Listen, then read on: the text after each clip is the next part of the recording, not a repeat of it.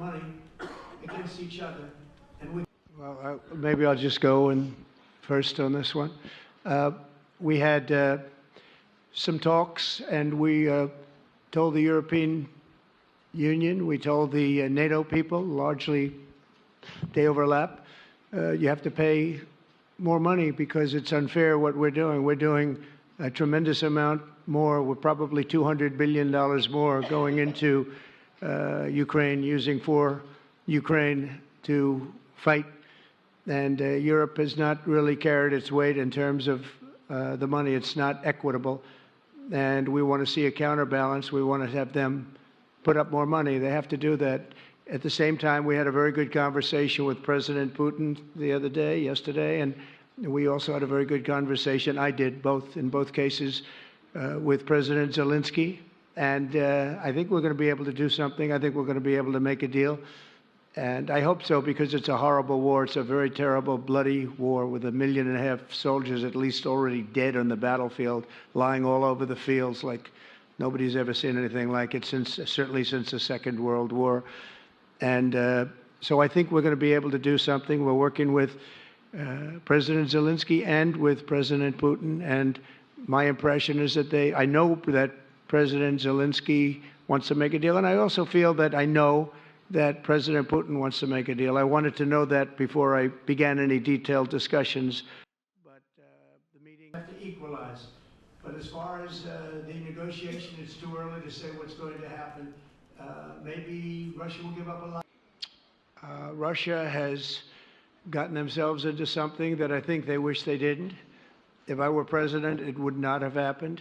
Absolutely would not have happened. And it didn't happen for 4 years.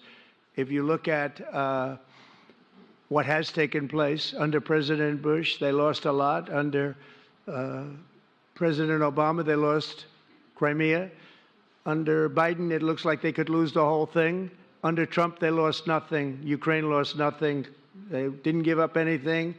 And you take a look at the other 3 presidents surrounding me, they gave up a lot. I think that when you look at Ukraine and when you look at the mess that they're in, it's got to be ended and it's got to be stopped. Now, Russia's taken over a pretty big chunk of territory, and they also have said from day one, long before President Putin, they've said they cannot have Ukraine be in NATO. They said that very strongly. I actually think that that was the thing that caused the start of the war, and Biden said it, and Zelensky said it. And I think that was one of the reasons, one of the starts of the war. But from long before Putin, they said you cannot have Ukraine going in any way into NATO.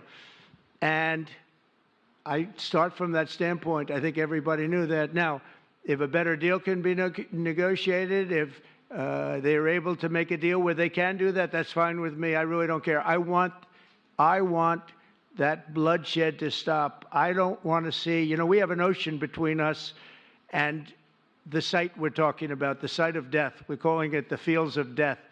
We have a big ocean in between us. This is more important for Europe. We shouldn't be in. They have to equalize, and they're going to have to do it fast, but they have to equalize. But as far as the negotiation, it's too early to say what's going to happen. Maybe Russia will give up a lot. Maybe they won't, and it's all dependent on what is going to happen. The negotiation really hasn't started. But I will say, as far as NATO is concerned, from many years before President Putin, I will tell you that I've heard that Russia would never accept that. And I think Ukraine knew that, because Ukraine wasn't in and never requested to be in until more recently. So that's the way it is, and I think that's the way it's going to have to be.